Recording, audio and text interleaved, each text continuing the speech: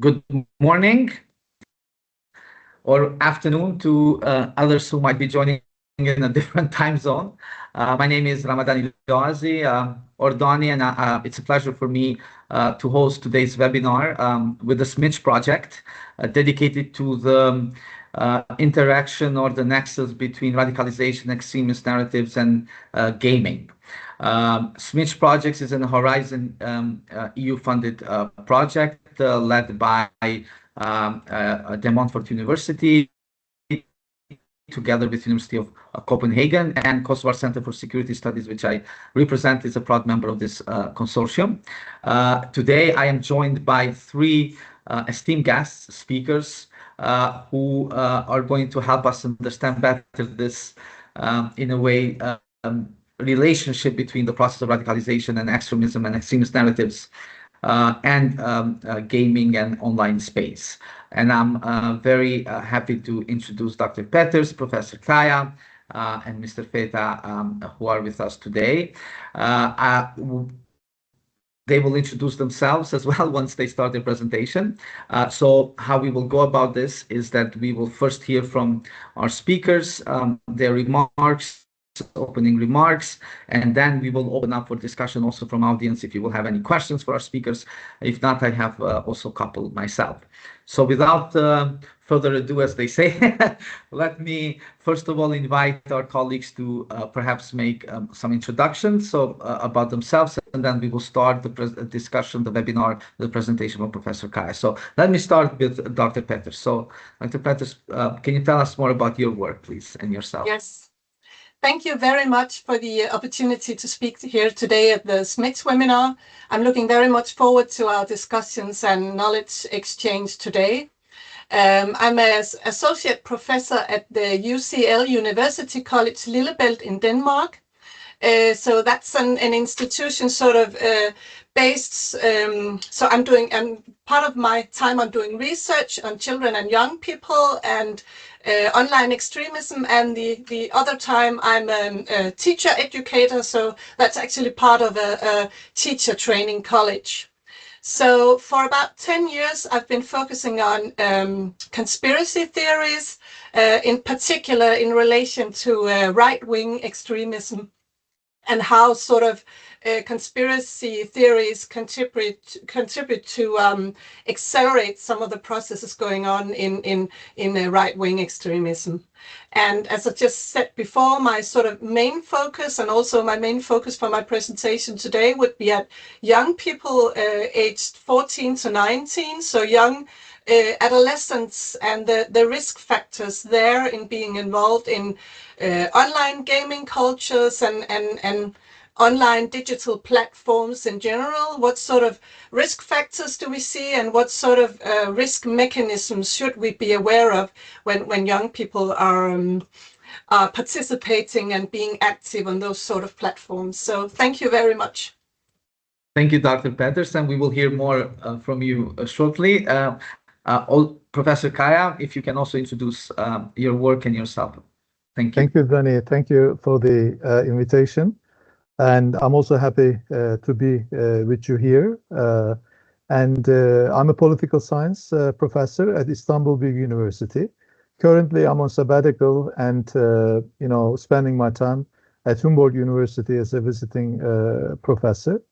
And ever since I did my PhD, I'm involved in projects related to the youth cultures, starting with the hip-hop youth in Berlin back in the 1990s, just after the reunification of two Germanys, looking at the German-Turkish hip-hop youngsters, rappers, graffiti artists, and all that.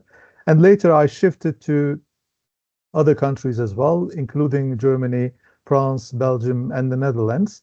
I carried on my research on Islamophobia, migration, and diasporas in the European context, as well as in the Turkish context, because there is a lot of refugees at the moment in Turkey. But over the last 10 years, I've been also looking at the other side of the processes of radicalization among the young people, and that is the right-wing populist people in the European context. And what I try to do, as I will just briefly mention to you in my presentation, I look at both sides of the process of radicalization among the nativist, populist young people in Europe and Islamist self-identified Muslims also in Europe. They are all European citizens, and I will argue that they're actually quite identical with each other in terms of the processes in which they become radicalized. And I will use the term radicalization through the social movements theory, gaze.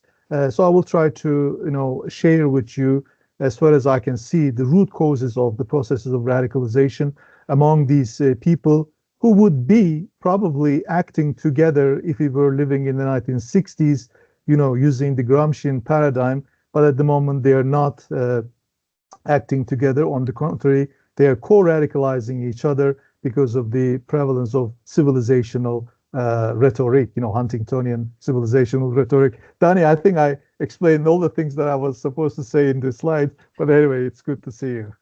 Thank you. We will start with you, so you will be speaking again just momentarily, but let's also hear more from Mr. Feta, about his work and what he represents. Yeah. Thank you, Dani. Thank you very much for the kind invitation to join this distinguished panel today. I am Bledar Feta. I am international relations specialist working for the Southeast Europe program of the Hellenic Foundation for European and Foreign Policy, a think tank based in Athens. I have been engaged in the area of extremism and radicalization for more than 6 years now, implementing Horizon Europe project. And currently we are implementing the GEMS project, which is also an Horizon Europe project, which aims to fight the exploitation of gaming ecosystem by the extremists. What we are doing in GEMS is to understand the ways that extremists are using in order to attract young gamers and exploit these spaces in an effort to establish the sociology of gaming and radicalization. And this is why we are generating knowledge through the implementation of empirical research, engaging a lot with the gaming community. We are also trying to provide the police authorities with tools, the Watchtower tool, which will try through the help of the artificial intelligence to detect the presence of extremists in these places in real time. And in order to enhance the cooperation between the different stakeholders that are responsible for the same navigation of gamers, we have already established the European Network Against Gamer-Related Extremism, where we have brought under the same umbrella different stakeholders in order to divide, let's say, the differences that have about the level of risks in these spaces. So in my presentation, I will try to explain you very shortly the way that extremists are exploiting these spaces, the challenges of policy community, and then what we need to deal with these challenges. Thank you very much. Thank you so much, Bledi. And now I also want to extend our gratitude to people who are attending live this webinar. It is being recorded and it will be also disseminated through our social media platforms, and it will be part of our knowledge management platform to allow others to have access to this, I think, important discussion we will have today. Now, let us start with Professor Kaya's presentation, followed by Dr. Peters, and then concluded by Mr. Feta, and then we will open for discussion, our questions and answer session from the participants. Professor Kaya, the floor is yours, digital floor, as it were. Thank you. Thank you very much. I think now you can see my slides. Yeah? Yes, we can. Yes, thank you. Excellent, yeah. So as I said, I will talk about the two sides of the radicalization among the young European citizens in 4 countries: Germany, France, Belgium, and the Netherlands. These are the countries I've been working on for many years, actually. So this is an ERC research, which is just recently completed. And I'm also involved at the moment in an ongoing Horizon 20 project called Pledge. And here I try to continue a similar research on the basis of the notion of ressentiment, a term that Nietzsche used in the 19th century and then Max Scheler used in the 1920s. It's a really interesting term coming from political sociology discipline, so I'll try to unfold my arguments using this term as well. So I'll try to be very quick. It's a research which started in 2019 and then ended in the beginning of 2024. And the title was Nativism, Islamophobism, and Islamism in the Age of Populism. And I try to look at the ways in which socioeconomic and political issues have become recently culturalized and civilizationalized because of the ongoing civilizational rhetoric, Huntingtonian civilizational rhetoric, which divides the world into Cartesian, antitheetical forces, processes, etc.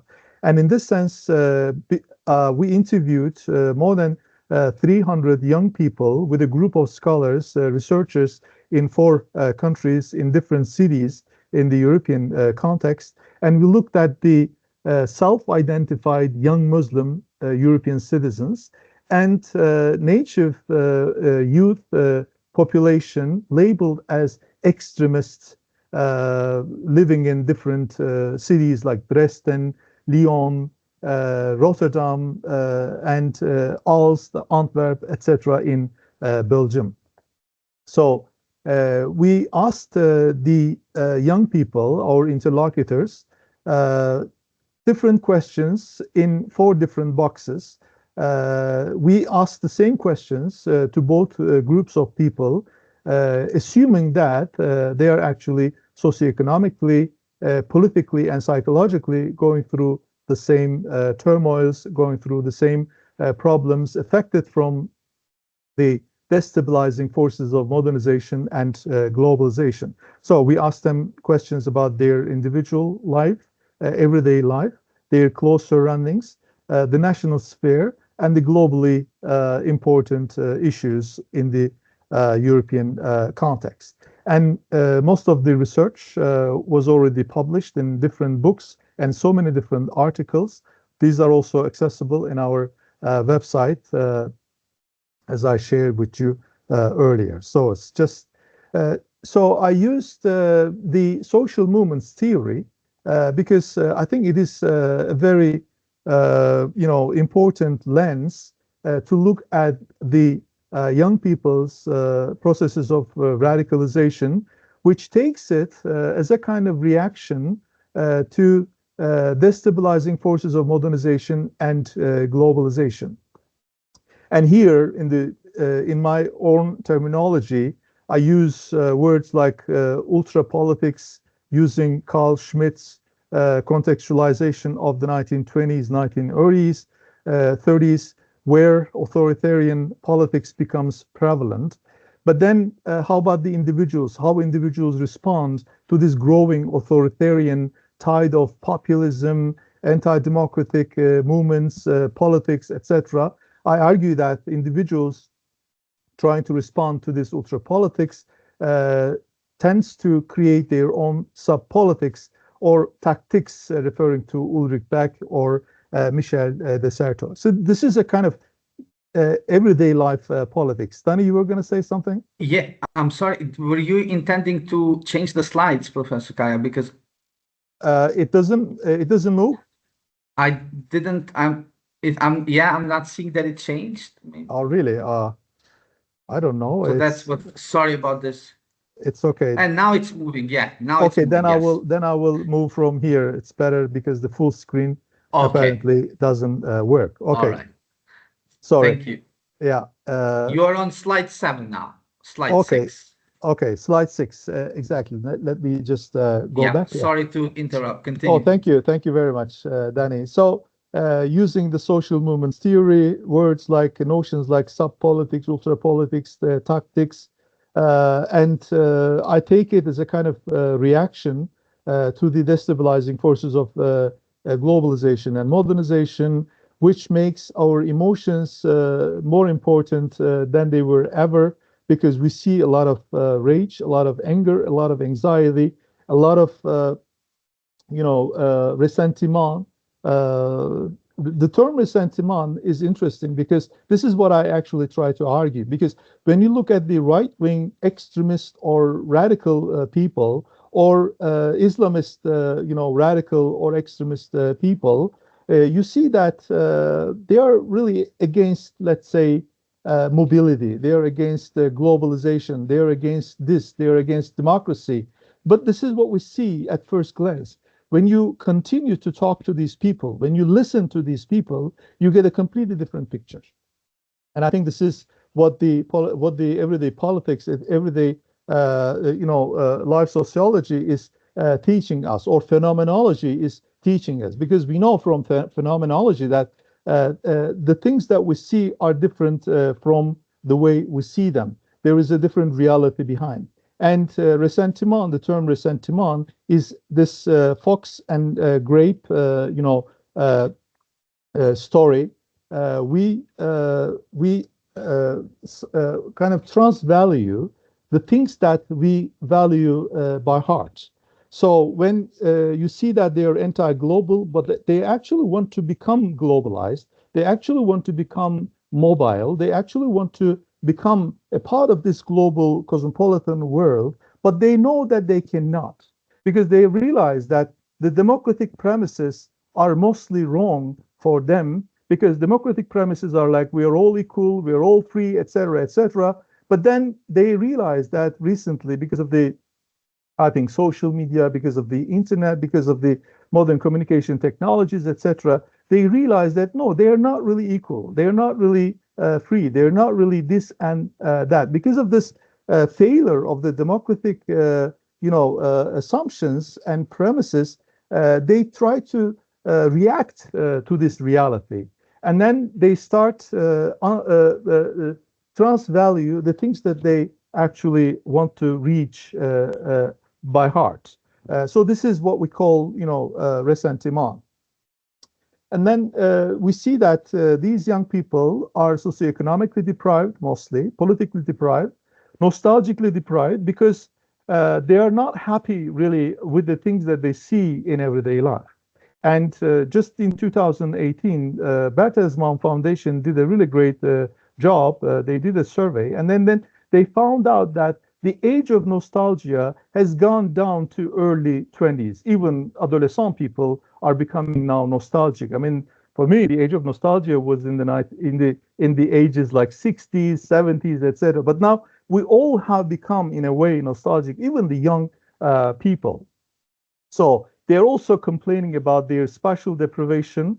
For instance, self-identified Muslim young people are stuck in their ghettos in the urban space, but also the nativist people are mostly coming from, populist right-wing nativist people are coming from what we call in the literature, geography literature, remote places, mostly in rural areas, mostly in the industrialized places, mostly in those places far away from the big cities. So they are also exposed to what we call epistemic justice, because no one listens to them, because people treat them as a bunch of extremists, a bunch of fascists, a bunch of this and that, right?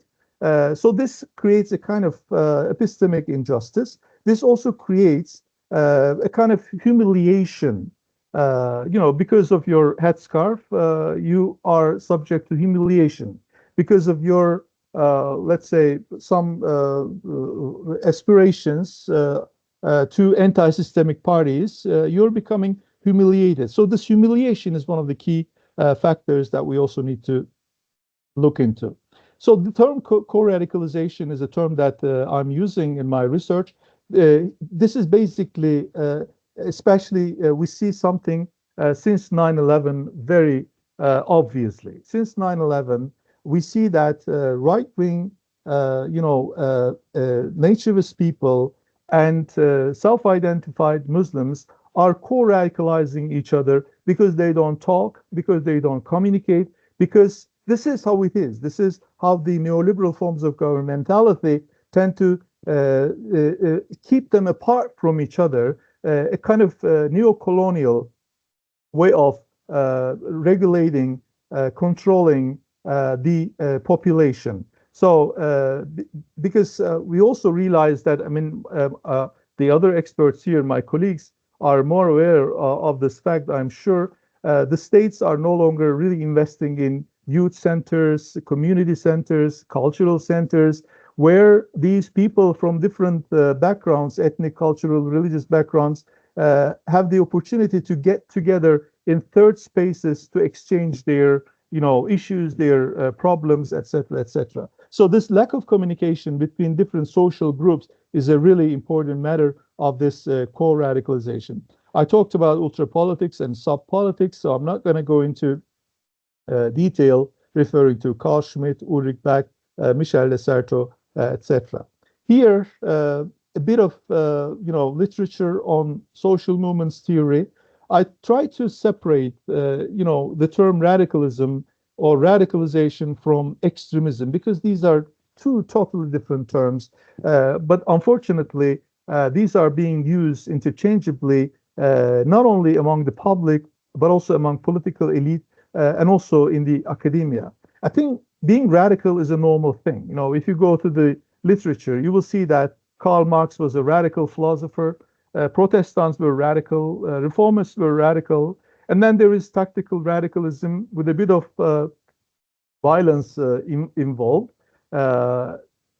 Yellow Jackets movement was a radical movement, tactically radical movement, because there was a bit of violence. Some of the Maidan movement, Gezi movement, these new social movements are also tactically radical, because there is also a bit of violence in it. Post-colonial, movements were also radical, tactically radical. But for me, what is really important here is the term reactionary radicalism that is being used by Craig Calhoun in social movements theory. And this is actually that young people respond to those detrimental effects, destabilizing effects of modernization and globalization in a nutshell.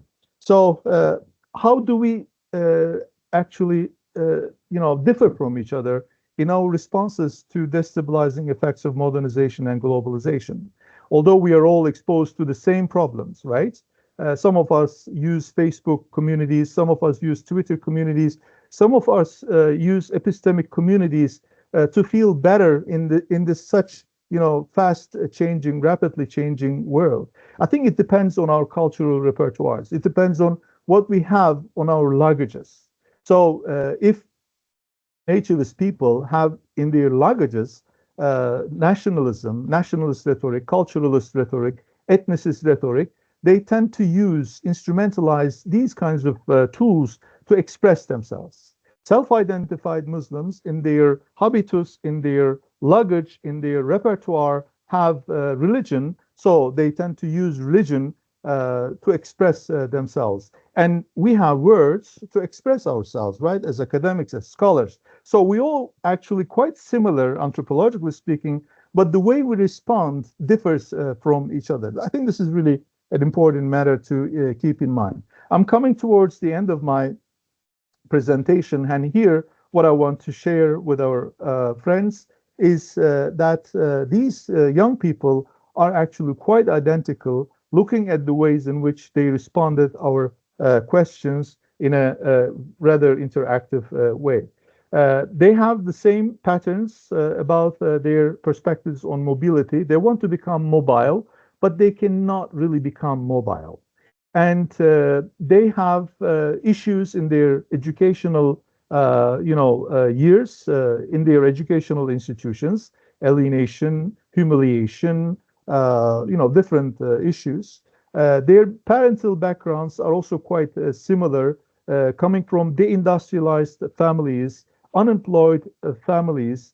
And for the nativist young people, what we have seen is that most of those people, more than 150 people that we interviewed, They're all coming from problematic family backgrounds, divorced family, the parents, or separated parents, unemployed parents. So socioeconomic matters are really important in their everyday life. And then we asked the same questions to the young native people. What differs here is that they are more economically deprived. They are more organized in terms of being members of different political organizations, and their family problems are deeper than the self-identified Muslims, because they are the ones who always come from separated and divorced families. So here, as we see, there is a lot of similarity between these two groups, and this was one of my intentions, actually, to try to come up with a rather postmodern, perspective, trying to share with the public that these young people are actually deep down very similar.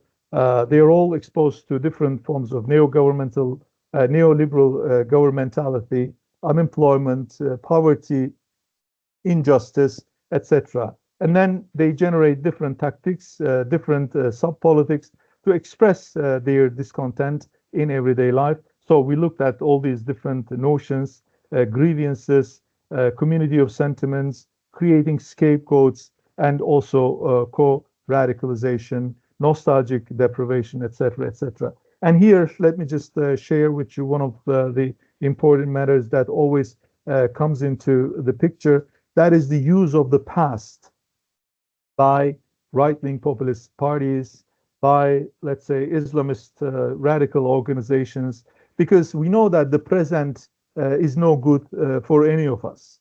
And if the present is like this, we don't even want to think about the future, because future must be even worse. So this, reality makes us become more and more allured, become more and more attracted to the past. And right-wing organizations are very well aware of this, or the Islamist organizations, religious organizations are very much aware of this fact, and they always try to, feed into this past, this heritage. And we have seen in Le Pen using Jeanne d'Arc mythology, to a great extent, or in Brexit, we saw Queen Boudica being used very much in Italy, Roman history, in Turkey, Ottoman history, etc., etc. So this past is a very great tool for these organized groups of people who want to attract those young people who feel lost in a way in the contemporary world. So let me just conclude by saying that we are still living in a political climate which started to become obvious in the 1990s during the wars in the Balkans, which led, Samuel Huntington to come up with this, problematic notion of clash of civilizations, which, gives the impression to the people that there is a continuous war between, let's say, crescent and the cross.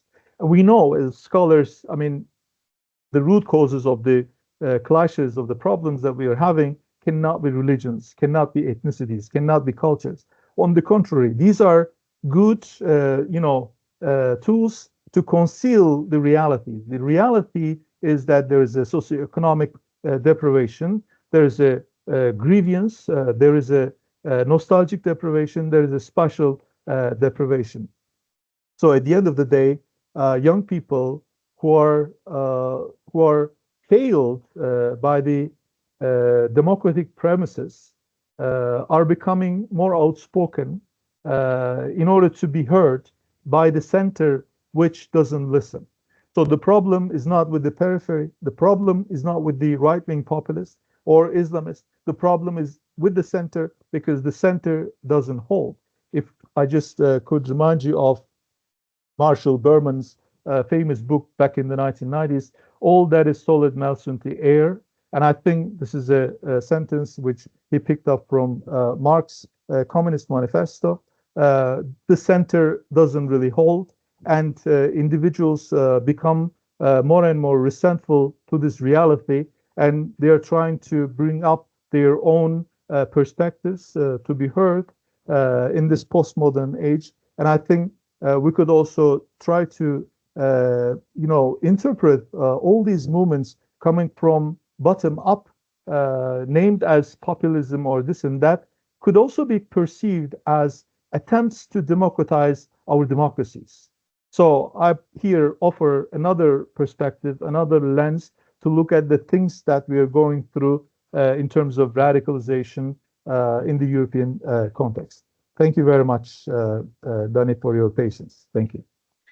Thank you so much, Ayhan. I really enjoyed the presentation, laying the groundwork now for moving towards the digital and how the digital interacts with this. But I really thought you made very good and a different take on the process of radicalization. This relation between the center, nostalgic deprivation, something I haven't probably didn't seem to hear in the past as a factor that contributes to the process itself and this co-radicalization concept. So a lot to unpack, but a very new, I would say, different approach to understanding the process. Now, having laid these kind of conceptual, I would say, framework and a reminder of the process and the factors that push people towards radicalization, now it's my real pleasure and honor to invite Dr. Peters, followed by Mr. Feta, on looking at the process of digital and digital spaces, media literacy. So Dr. Peters, the digital floor is yours. Thank you again so much for being with us today. Thank you very much. I'll just try to share my slides with you. Okay, wonderful. So I just tell you when to shift the slides. Yes. Okay, I think we've been dwelling enough on the introduction, so you can happily go to slide number 2. Okay, so these would be my research questions for you today. What are the mechanisms and risk factors connected to popular online and digital platforms? And I would also be looking at what are the pre-existing vulnerabilities and psychological and social preconditions which make a young person so skeptical to extreme ideas and content. And in the light of that, I would like to finish my presentation with just giving you a few ideas of what kind of preventive perspectives and measures we could focus on in the future. Okay, so you can move to the next slide, please. Yes, thank you. My research on this topic is founded mainly on 2 empirical qualitative studies, which was carried out with a good research colleague and a partner in crime, whom I think is actually also present today among our participants. So happy to see you, Christopher. That was Christopher Ebrecht, and this year we published this case study analysis based on the so-called Danish Holbæk case, which I'll just highlight a little bit about in a minute. It was published in a Danish-speaking journal, but on ResearchGate you'll be able to find an English version of that article. And then also our new study, which has not been published yet, but hopefully will come out in 2025. It's a single life story interview with a former radicalized young man based on narrative identity theory. So my point of departure in my research in this area is primarily qualitative and very sort of based on psychological qualitative single case studies. And if you shift to the next slide, I'll just say a little bit about the so-called Danish Holbæk case. I don't know if you've probably not heard about this in other countries in Europe, or maybe you did. But of course it made headlines in Danish newspapers because it was quite spectacular. In May 23, a then 16-year-old Danish boy was found guilty in the Holbæk City Court with joining the extreme right terrorist organization Føjerkrig Division and with recruiting a classmate and with the intent to commit terror.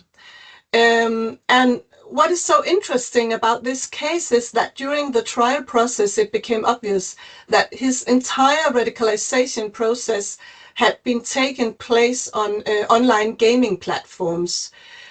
So what we did was that we did a single case study of the court protocol, and all the materials, the court materials related to this case, indicating what had been going on in this process in order to try to pin out exactly which online mechanisms had been at play. Okay, so, and I'll also, during my presentation, sometimes get back to this case, but you can happily shift to the next slide, because let's first have a look at what it is that we're actually dealing with. So this would be my working definition of online radicalization. I define it as a process by which individuals, through interactions with and exposures to various types of internet content, come to adopt beliefs that not only justify violence, but compel it to the point where these beliefs are translated, or at least could be translated into violent action. And as you've probably noticed, my focus here today is primarily on right-wing extremism, but I think that we could also discuss later on whether this might also apply to other types of extremism online. It probably does. Okay, so, in my perspective, it seems that there is a double-bound situation between online and offline factors, because on the one hand, online radicalization without any offline interference actually does occur. I mean, we saw that quite clearly in the Holbeck case, but on the other hand, it was quite clear to us through our research that it's very often the consequences of offline mechanisms. That is also what you're pointing at, Professor Kaya. It's offline mechanisms and risk factors that make a young person vulnerable to online radicalization. So I guess you could say that that exposure to extremist content primarily amplifies and accelerates elements of an already ongoing radicalization process. But before we turn to those processes, let's just have a look at some of the mechanisms and risk factors connected to some digital platforms. So if you could shift to the next slide, please. Just very, very briefly to give you an idea of what we're talking about. These would be the most popular platforms, at least in Denmark, where children and young people, which they use and engage on a daily basis. And as you're probably also aware of, moderation on these platforms from the tech companies is quite low, especially on Discord, Roblox, and TikTok, where extreme content can easily spread and be shared through different channels and communities. And as you might also be aware of, it's of course Twitch and Discord that are especially popular for communication and live streaming on gaming platforms and in gaming communities. Okay, so if you shift to slide number 7, let's just have a brief look at the risk factors involved in being online for a young person. Well, it's interesting that many of these platforms allow for pseudonyms, avatars, anonymous characters, which makes it's easier to spread all sorts of hateful content. And what is also characteristic is that everything is available 24/7, and the content that trends change constantly at an accelerating pace, which means that things can online escalate and become muddled quite quickly. Something may not have been said intentionally, but once it's uploaded, it can have significant impact on someone. Algorithms are designed to hold our attention and to evoke emotions. So many platforms are designed as sort of melting pots of interests. But when you head down a particular path, you're fed much more of the same. And just to give you an example, which we also saw in the 2 cases, that if you have an interest in, let's say, history and World War II, you might be led to platforms with patriotism or even right-wing extremism. So many platforms are designed to keep our attention, and that means that a lot of controversial content gets promoted. And this often for young people creates a false picture of reality and what is considered as normal. For instance, someone might have an interest in anime or completely different interest, but can quickly be directed to pages with very coarse humor and hateful content that shames others.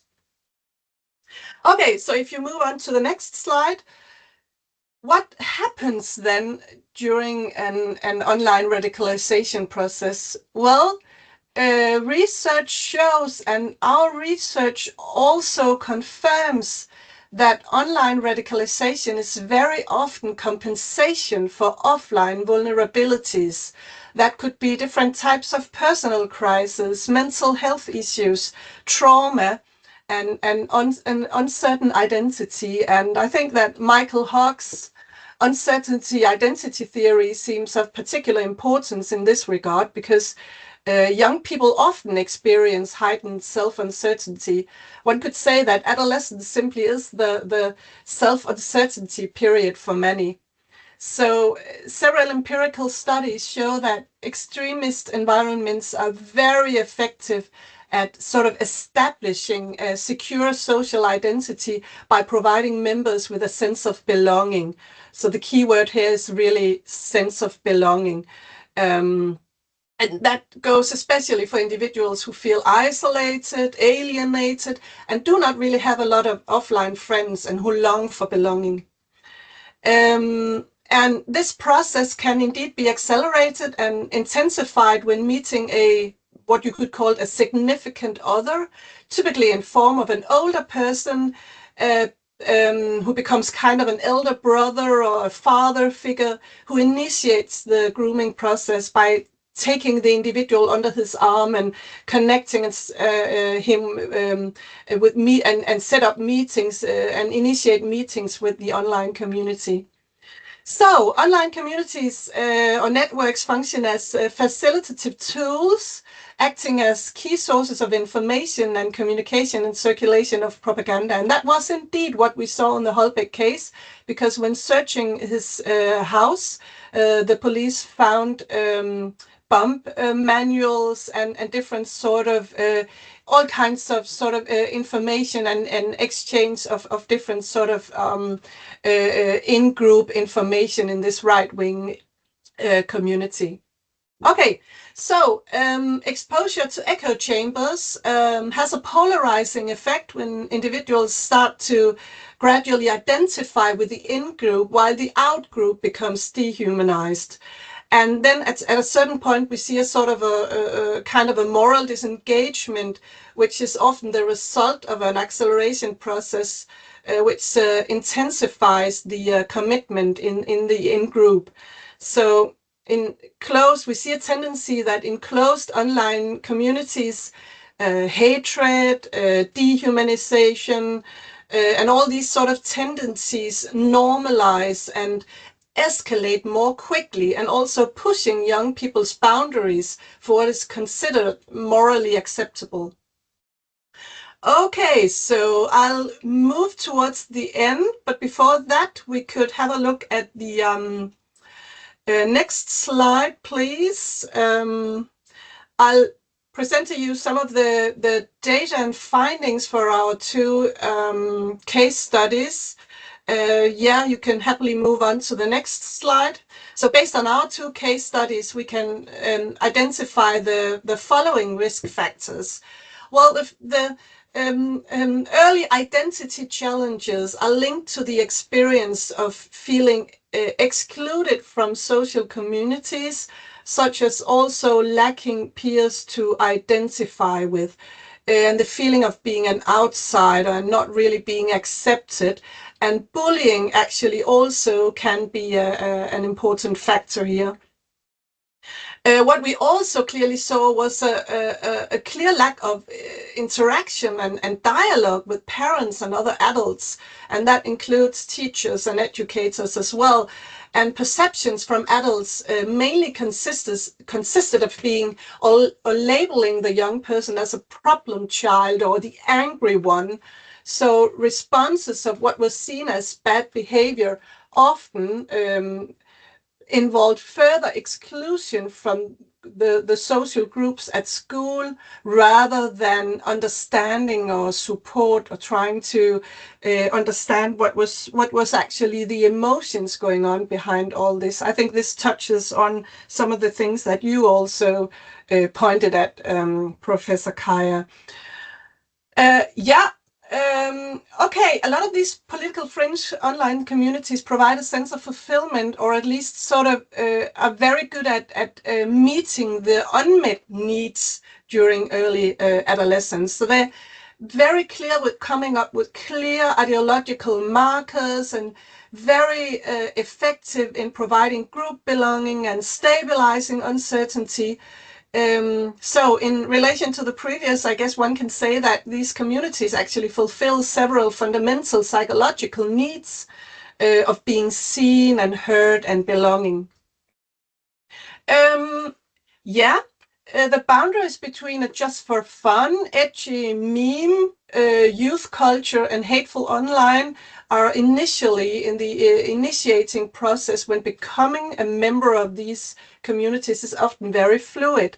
And indeed, what we saw was that humor is really and functions as an identity marker in these groups. And that means that intern communication often consisted, or to a large extent, consisted of so-called dog whistles and different symbols and different sort of intern language that only insiders could understand, such as specific coded language. I'm sure you all know the sort of typical right-wing dog whistle number 88 and what that means and stands for, but for outsiders, it can be very difficult or impossible to interpret. So that's also a way of sort of getting a sense of community and a feeling of belonging, that one belongs to a community where only the insiders can actually decode the language and understand and laugh about the same language.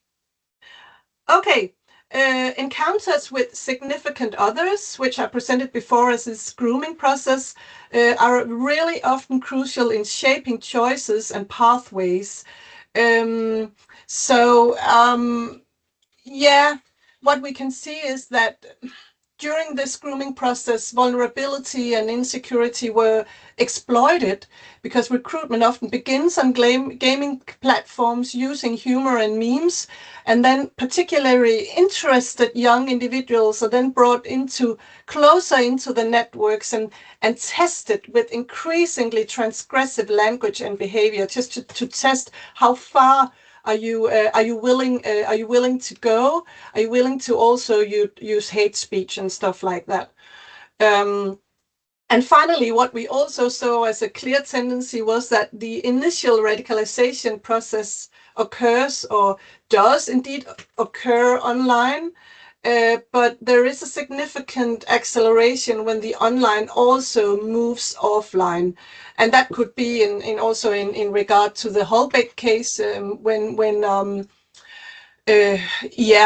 being willing to perform different acts of violence, participating in violent street actions, or offline recruitment of classmates, and so on and so forth.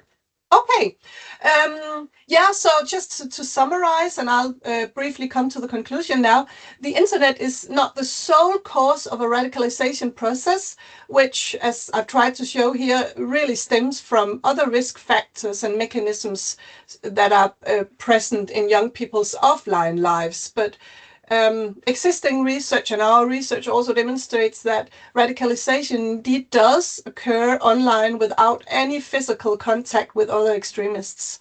And as our case studies show, it often actually exclusively happens through online communication with individuals who hold similar beliefs. Okay, I'll just finish up. If you could shift to the last slide, please. I'll try to do it quickly and briefly. In the light of this, I think it's very interesting to focus on, okay, what kind of preventive perspectives should we, or by that I mean parents, educators, and social workers, then focus on? Well, first of all, adults in the young people's lives should really try to engage in dialogue about their digital life. And in our papers, we come up with some ideas of how this could be done, how you could actually apply a dialogical conversation model with young people on their digital experiences. And in extremism research, there is generally a very strong focus on grievances. And as you also mentioned, Dr. Kaya, professional economic deprivation, ressentiment, anger, and so on and so forth. But we suggest from a psychological point of view, we should perhaps not only, but also focus more on vulnerabilities in this age group, since grievances often, as you also mentioned, often imply some sort of sense of injustice or wrong in society, which may not be present yet in this very early age group from 13, 14, 15 years. That maybe comes later on, but we might also discuss that later. So I think we should focus more on the social and psychological grievances instead. And also we should, when it's all about longing for belonging and feeling accepted by a community, we should really try to create alternative social communities, activities, see how we could create communities of peers, how local social workers, important voices in the local community, such as football coaches and so on and so forth, could focus on creating alternative spaces which can provide young people with an alternative sense of belonging. And then finally, I think our schools should, from a very early stage on, focus on educating about hate speech and polarization, and how these forms of how these forms look online and the effect of them. And this includes indeed psychological training in empathy and mentalizing processes and meeting others who are different than yourself. So my final conclusion or point will be that a lot of these measures actually start even before the prevention process. And I think that future prevention research should really focus on this basis of creating healthy and inclusive online and offline communities. So yeah, you can move to the final slide, which is actually just a closing up. And thank you very much for your attention, and I'll be happy to discuss this later on. Thank you very much for saving my little slide mischievement was quite yeah. I think it all worked out anyways. Exactly. And this Good. is how we will remember then this webinar from this kind of small technique. But these are unavoidable, I think, when you're doing online meetings. So, but I think we solved it. And thank you so much. Thanks. I really appreciate your presentation on the online aspects, and that we shouldn't see the online radicalization as in isolation, right? That there is a connection with offline, and the argument you made that how the radicalization can happen online, but it really accelerates once it hits the offline. And so very, very, I think, important points to take away from this presentation. Now let me move to Mr. Feta Bledar. The digital floor is yours now. Thank you, Danny. I'm really grateful for the opportunity to contribute to such an important conversation, always having in mind that the gaming is more than just a pastime, but it is a vibrant community and a powerful medium. And I believe that it is important for the research and policy community to dive into the challenges and the solution ahead to ensure we protect this incredible space from exploitation. To achieve this, we need to understand and generate knowledge on how the extremists are exploiting the gaming ecosystem. I would like to clarify here that my presentation is not focused on the academic point of view of the issue, but it is more policy-oriented. And there is a widespread agreement between the different stakeholders, including the police authorities, the policymakers, and the academic community, that online gaming platforms have become fertile grounds for extremists to exploit. By infiltrating the gaming communities, extremists can spread their ideologies, recruit members, and even train individuals for violent activities. In fact, they exploit the anonymity and the broad reach of these platforms to target vulnerable youth who are often seeking community and belonging, to issue that were very touched by the previous speakers. And we see it also in the gaming ecosystem, that belonging plays a significant role. They exploit the risk that young people face in these spaces, include exposure to radical content, manipulation through peer pressure, and in worst cases, recruitment into extremist groups. The so far research has shown that the process of radicalization associated with the gaming ecosystem is two-phased. Have in mind here that I'm based on what we know so far, because we are still researching the issue and investigating the different dimensions. So the first phase that we call the pre-selection process takes place in the gaming space proper. The whole process starts from a gamer who enters an online multiplayer setting that includes also a communication platform. Extremist personalities camouflaged as gamers are also entering or are present in these platforms, and based on the communication that the gamers have with them or with the other gamers and the preferences of the different users, are doing, let's say, a pre-selection process, identifying the most vulnerable personalities that could be easily propagated by their narratives. After the target, it starts the second phase of the process, that of grooming and soft radicalization. During this second phase, radicalization and the mobilization for action takes place outside the gaming space on other adjacent and often inaccessible platforms. At this phase, I can say that the extremists have already established a kind of relationship with their target, asking them to continue their discussion, conversation in other communication platforms, such as Telegram, WhatsApp, and etc. And then the gamers leave the online multiplayer setting for more private, encrypted communication channels. And after that, it starts the hard radicalization, which could have different objectives, ranging from the soft one, including the promotion of extremist ideologies and the attraction of supporters followers, to the hard ones, such as the recruitment or the incitement to violence. The modification of existing games in order to reflect their narratives and the creation of their own games, we have seen it from far-right extremist and Islamist groups, are also tactics of these groups to recruit and indoctrinate players. And the policy community faces several challenges in establishing detection and prevention strategies on the online gaming ecosystem. One of these challenges is the anonymity, already mentioned in the previous presentation. The anonymous nature of online gaming makes very difficult to identify and track the extremist activity and the individuals. Gaming platforms also operate across multiple jurisdictions, and this significantly complicates the enforcement of consistent policies and regulation.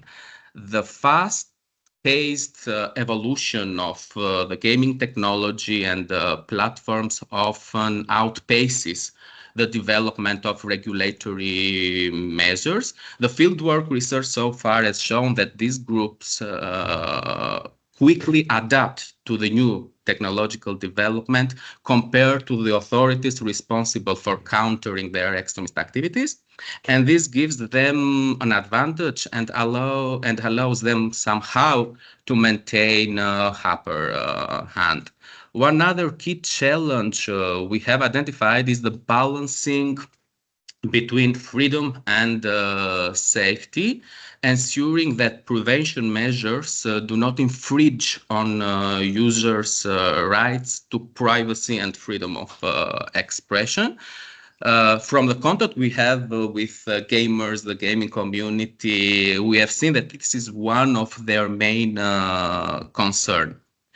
So the non-coordination among the respective authorities, the different perception that exists about the levels of extremist risks in the gaming platforms, the lack of trust between the different actors are some of the challenges we have already identified. Many policymakers and stakeholders may not fully understand the gaming ecosystem and the specific risks it poses.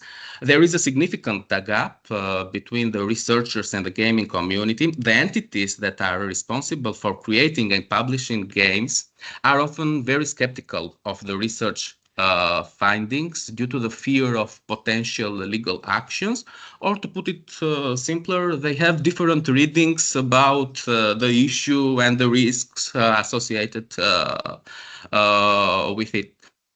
As you can understand, the address of all these challenges is necessary for an effective whole of society approach in the fight against extremism in online gaming spaces. As this is required by the European Union. So the 1 million question is how to address these challenges and create safer online environment for the gamers, protecting them from any exploitation attempt.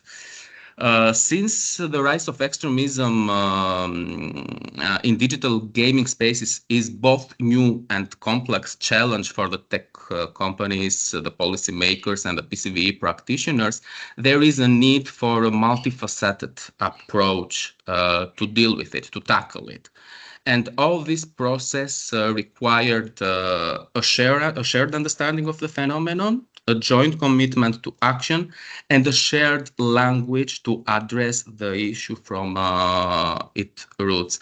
These are, for me, 3 key preconditions for a coordinated situational awareness of the extremist risks that could exist in the gaming ecosystem, and will help significantly the policymakers to adopt prevention strategies that are more responsive to the needs of the gaming community. And GEMS project is already working in this direction through the establishment of the European Network Against Gaming Related Extremism, bringing under the same roof different stakeholders responsible for securing the safety navigation of gamers in an effort to generate this knowledge, to bridge the divides that would exist between the different stakeholders and advance our understanding and response to the intersection of gaming and extremism. For me, there are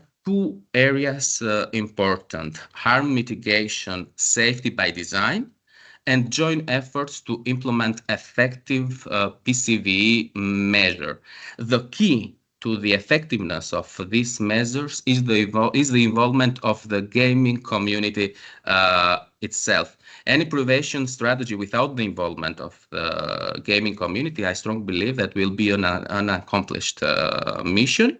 And this is why the gamer should not be seen by the academic community, by the policymaker, by the researchers with suspicion, but only as possible target or victims by harmful actors. The involvement of the gaming community not only will help in creating more effective prevention strategies, but also will increase the accountability of the industry in the eyes of the public, and also will eradicate any stigmatization risk against the community. So we need also strong regulations. We need to develop and enforce regulation that will keep pace with the evolving gaming landscape. We need to implement advanced monitoring tools to detect and prevent extremist activities in real time through the help of the artificial technology. Already GEMS is working on this through the creation of a tool that will detect the presence of extremists in real time. We need, above all, to educate the gamers, the parents, and the educators, this significant triangle about the risks and the signs of extremist exploitation. We need also to foster collaboration between the policymakers, the gaming companies, and the research community and the academic community, the stakeholders responsible for securing the safety of the community. And also we need to equip gamers with tools and resources to report suspicious activities and protect themselves. So far, we have seen that even when gamers are coming in contact with problematic content, they pass through and without reporting it. This is very significant because it increases the vulnerability and allows the extremist content to exist, to be there. So by combining all these efforts, I'm sure that we can create a more secure and resilient gaming ecosystem for everyone. And we can create safer gamers for safer societies, which is also the motto of GEMS project and our main objective, the empowerment of gamers for their own protection, and this will benefit also the society. Thank you very much for the attention. Thank you so much, Lydia. I think we had, for me, it was this, we didn't plan it like this, but it was a very good progression from the conceptual discussion to the online, and then to a particular focus in the online, which is about the gaming centers, gaming cafes, and in general, the gaming ecosystem and how it adds to the radicalization process. Now, I want to invite people who are attending live, if they have any questions, please raise your hand or reach out through the chat. In the meantime, I wanted to go with my first question, starting from Professor Kaya and then Dr. Peters and then Mr. Feta. Belonging, it is becoming like a clear understanding that both in online and offline, this is an important push factor towards extremist narratives and radicalization. Now, I know you haven't done a particular research on this, but just if we can, I guess, a bit of discussion on our impression, would this factor be more prevalent? Because if I would want to speculate, I would think the sense of belonging, as also Dr. Peters mentioned, the adolescent age is perhaps more vulnerable to this kind of factor, not having a stronger sense of belonging or having more challenges with the identity in a sense of what do they want, more about concern perhaps about the future and so forth. But the group age we're looking at, 45-65, you would think that they would have a more established sense of belonging. But our preliminary research on online shows that this age group is also very prone to, radical content or radicalization. So would this mean that perhaps belonging when it comes to different age groups plays differently? Or maybe it's not just about belonging in that sense, but there are other ideas that they want to belong to, perhaps also the nostalgic deprivation that Professor Kaya mentioned. But just in terms of this factor of belonging and how it could play out in different age groups, perhaps. Professor Kaya?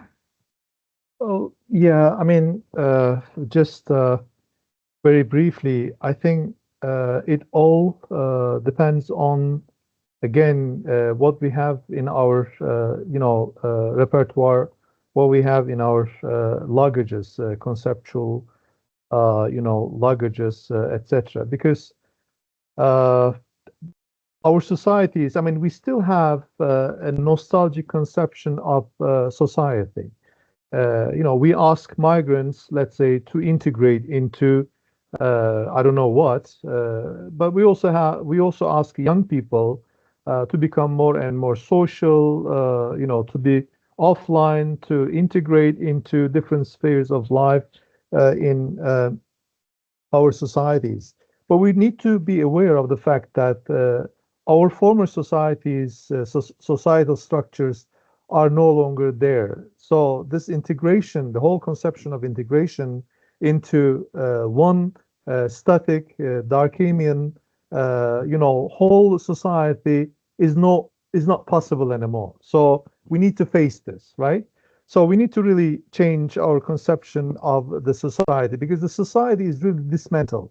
The society is really fragmented, into individuals, into communities, ethnic, religious, cultural.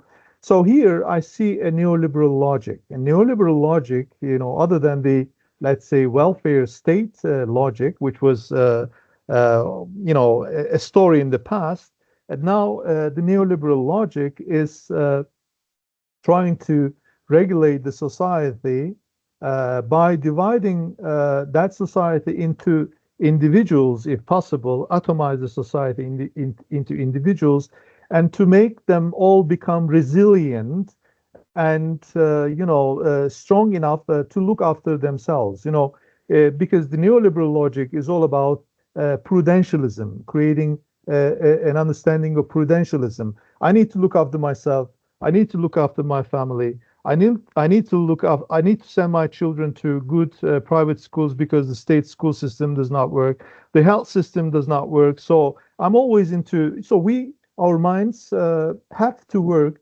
like corporate individuals trying to look after our well-being, because the state is no longer responsible from that. Of course, this is not the same everywhere, but this is the trend. So I can do it as a middle-class person. You can do it maybe as a middle-class, upper middle-class person, but we cannot expect this from everyone, because the majority of the people are among the industrialized, powerless, vulnerable, poor, disenfranchised, segments of the population living in the remote places where the center cannot reach, where the center does not really listen, etc., etc. So since they cannot become prudentialists, they have the other choice, which is offered by the neoliberal logic of governmentality. They need to protect themselves within the confines of given communities. So this is the way how many people are forced into ethnic, cultural, religious communities, neighborhood communities. And I think the young people are as well, in a way, are being pushed into these different communities, Facebook communities, Twitter communities, Blue Sky communities, etc., because these are the places where we have like-minded people, where we feel comfortable, etc. So in this sense, belonging, the need for belonging is still a key matter. So, in our research, one of the answers that we try to come up with is to make sure that the community offline spaces of encounter, face-to-face dialogue places should be more prevalent, should be more available for everyone to get together and to really communicate without any mediation.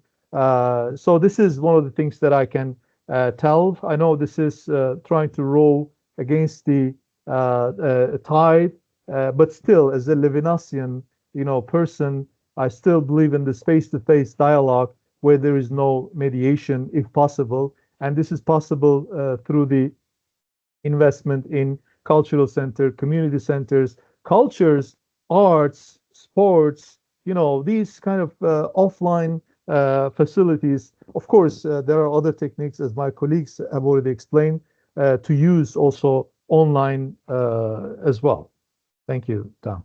Thank you, Professor Kaya. Now, Bledar, I'll ask Bledar and then Dr. Peters perhaps to conclude us on this issue. Thank you. Bledar. Thank you, Danny. I would like to share with you my experience in study about the diaspora in Europe and their vulnerability against any vulnerability on extremist narratives, etc.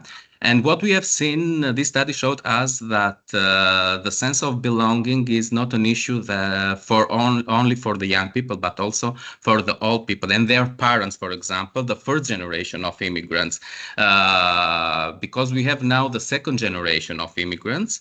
And what we have seen is that this sense of belonging is passed from their parents to the young people. And we have seen that this has raised the vulnerability of this diaspora group. For example, we have seen that young people from Balkan on, from the Middle East, are really vulnerable to online radicalization. And one of the issues is this sense of belonging, which in fact has been passed to them by their parents, because the second generation of immigrants are really integrated in the societies where they live. But the first one, the first generation, their parents are not, and their feelings are transformed to the parents, from parents to the children, and this is an issue that we need also to deal with. Thank you, Bledar. Dr. Peters, now we come back to you on this issue of belonging as a cross-age issue potentially. Your impressions on this, and in a way concluding remarks of our seminar.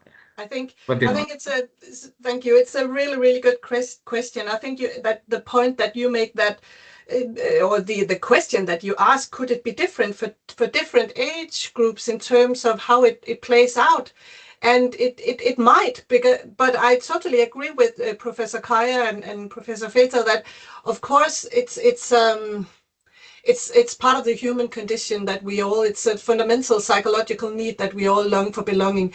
But I would say that when we first started our research, we were actually quite stunned and quite surprised to see how this sort of right-wing extremism played out by ethnic Danish white boys growing up in a Danish welfare society from like middle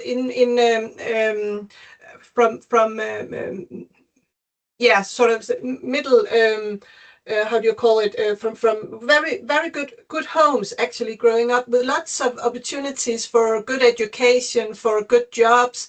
And that might be and we are very aware of that might be quite different from a lot of other countries throughout the world, and also European countries. So we were so surprised to see how this actually also played out, and how they were also quite skeptical or sort of quite easy to manipulate and to attract to these online communities.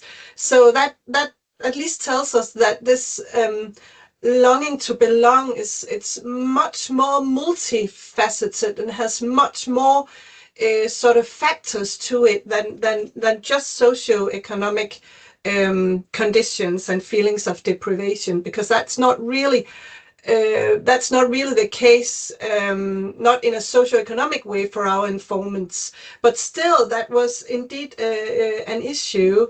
And I think it could, for the younger age group at least, it could have something to do with the overall anxiety and feeling alienated in terms of what is society, this neoliberal society, what is it going to move towards, and all the crisis and the international wars and crisis, what is going to happen, and this insecurity of how is the future going to look like, still actually plays in very good with what you're also saying, Dr. Kaya. So maybe it's not experienced on a private personal level, in one's own upbringing, but still it's something that affects us all throughout the world in these years, making us all sort of skeptical to extremist manipulations.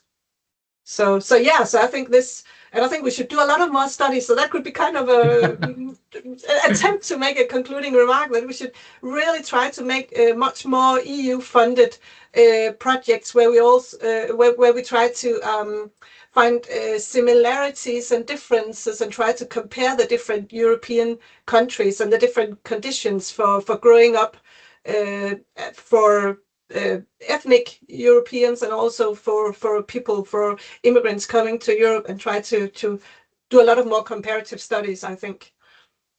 Thank you so much, Dr. Peters. That's my hope for the future. Yeah.